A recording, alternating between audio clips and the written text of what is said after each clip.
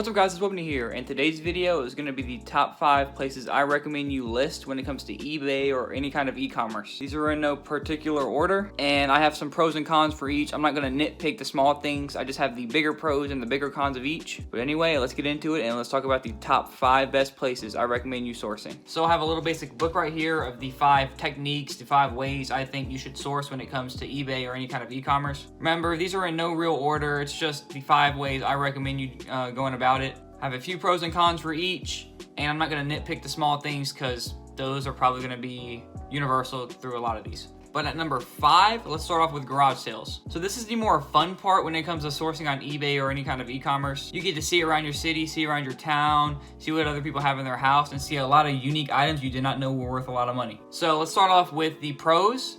One of the biggest pros when it comes to garage sales or yard sales is that the price is almost always negotiable. You see items up there for $2-3, you offer them $1, most of the time they'll take it, especially if you're buying in bulk and you're buying a lot of their items that they're trying to get rid of. Another really important thing about garage sales is you get to meet people and build business connection. I can't tell you how many times I've gone to a yard sale or a moving sale and I've just handed someone my business card and they call me back. They end up saying, hey, I have some more stuff. Hey, I have a person, I have a friend that blah, blah, blah, blah. And it just builds you connections and it gets your name circulated around your city and, around your state. Now, the only two real cons I see with yard sales, garage sales is they're really only in season around spring. You don't really see them around winter. You see some in the fall and some in the summer, but around, spring is where they're most popular at because that's great temperature. Fall, some people think is cold. Summer, a lot of people think it's too hot. So they're not always year-round, or they're not consistently always year-round. Now, the only other real downside I see is it's a coin toss, it's a coin flip. The garage sale can be either really good or it can be really bad. So you could potentially be at that garage sale for 10 minutes and make $300, or you could potentially be looking at a huge garage sale for 20-25 minutes and make nothing, or lose money, or just waste your time looking at stuff. On to the number 4 item is thrift stores. They're very similar to garage sales when it comes to the uniqueness, and you can't always be guaranteed you're gonna make money there. But starting off with the pros is they will always have consistent and updated inventory. So you could go on a Monday and there could be nothing. You could then go that same week on a Thursday and you could find a jackpot item depending on which days they restock. Another pro is most thrift stores that I've been to at least have some sort of discount, whether it's they put different color tags on clothing or clearance items or anything of that sort, or if you are a military veteran, you can get a military discount. And typically that ranges from 10 to 20% from what I've experienced. If y'all didn't know, my dad is actually in the Navy, so I get to use his discounts. And the last big pro I have for the thrift stores, and once again, there's plenty more pros, plenty more cons, but these are just the big bulk of them, is the bins. A lot of thrift stores have bins, and if you guys don't know what I mean by that, is some Goodwill outlet centers have bins in a whole other section, and you can get tons of items and they just cost you by weight. So say if you're trying to get a video game, you're trying to get a bunch of video games, then you could potentially get them for 50 cents a piece. Whereas if you're trying to flip weights, that's just going to completely screw you. So it goes completely on weight. So if you're getting smaller, lighter items, that'll be great for you. If you're getting bigger, heavier items, then that's not the place for you to go. And the only real con I see with thrift stores is the coin toss. You could go there 3 weeks straight and not get anything, go there one day and get a jackpot item. It's just like garage sales where you never really know what you're gonna get. It's just the enjoyment of searching is what gets a lot of people to going to thrift stores and going to garage sales. Now, number 3, and this is what I personally use and I personally recommend, is Facebook Marketplace. Facebook Marketplace has a bunch of things. You can basically find anything on Facebook Marketplace depending on where you're located. Starting with the pros is it's online 24/7 for the most part, unless Facebook's down. So you could be in your room 4 in the morning looking for items. You have a brain thought of, oh, I saw that item on Cincinnati Pickers channel. You search it up, someone has it, boom, easy flip. You could be there, 4 in the morning, 6 at night, anywhere. Another good thing about Facebook Marketplace is the one-on-one contact. You can personally message the person. Sure, you can do it on eBay, but that's through email and through eBay. You can personally message the person, ask for their phone number a lot quicker. You can message them through the Messenger app on Facebook. And typically, it's a lot faster response time. And when it comes to Facebook, it's not an exact business when it comes to the marketplace. so you don't have to follow any very strict policies when it comes to talking to each other. And the third and most important reason, I cannot stress this enough, is on Facebook Marketplace, you can build your brand. I can't tell you, I meet dozens of people on Facebook a week. Every time I sell something, every time I buy something, I tell them, hey, I own a business, I have a YouTube channel, here's my card. You want me to sell something for you, let me know. You have something you want to sell me, let me know. We can talk about it. I have a whole section. I have about maybe 65 contacts in my phone that are just under the Facebook Marketplace group.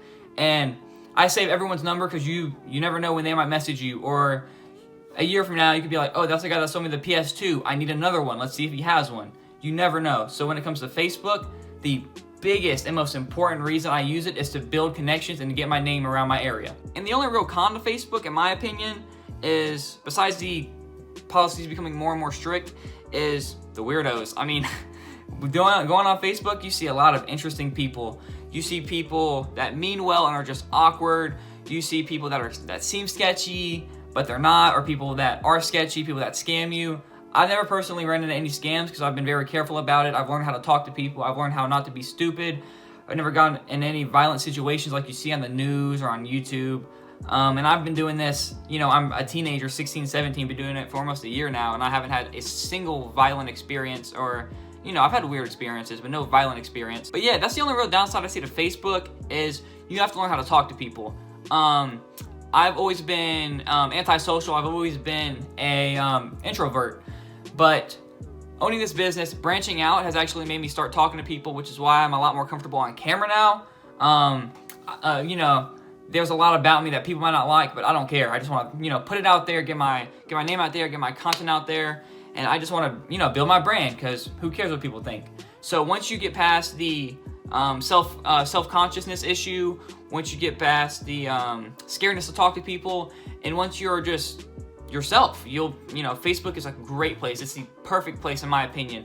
People use OfferUp, people use LetGo, and in my opinion, in my experience, that's all scams. I have had 2 sales on OfferUp out of 40 people messaging me.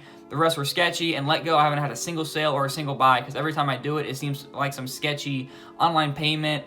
I live in Hampton, or their profile says I live in Hampton, but they say I'm in Tennessee, I can mail it to you, what's your PayPal? Like, it's just a lot of sketchy stuff. So I recommend using only Facebook Marketplace when it comes to local marketplaces. At the number 2 spot, this is what I also use besides Facebook. I recommend doing this if you are looking for a bulk of items. It's kind of like retail arbitrage, and it's just buying in wholesale. So the pros to buying in wholesale is it's almost always guaranteed profit. If you're buying in bulk, you're buying 100 of this item, they typically mark it down because they need to get rid of it. And then if you sell it individually, it'll take time, but you'll almost always, in my case, make profit. And another huge pro to it is they're online everywhere. You can find websites that do wholesale video games, that do wholesale books. You can find people on Facebook that are just clearing out their garage, and you can just buy everything in their garage. It'll be $1,000 worth of stuff, you get it for $200-300, and that's easy profit, especially if it's tools or something that sell really fast. The only con to wholesale is you typically have to have a lot of starting capital. First, starting off, I didn't do wholesale because in order to buy 100 of an item that retails for $9 a piece, you'll have to spend $400 to get it at $4 a piece. Sure, you'll make a lot of profit, you'll probably double your money, but you have to have that huge starting capital to actually make money long-term from it. Coming in at the number 1 spot, remember these are in no order. I've personally never done this because I'm underage, but I've always wanted to. I think I'm gonna talk to my dad about starting to do it. And that's storage units. So the pros of storage units is there's typically lots of items in there for the price. If you go in person, if you look online, you can typically guesstimate the price or what you can make off of it, just looking at a few items, looking at a few boxes. Of course, there's some scammy people out there, so I would definitely do some research before buying online. And the other pro is they're online 24/7.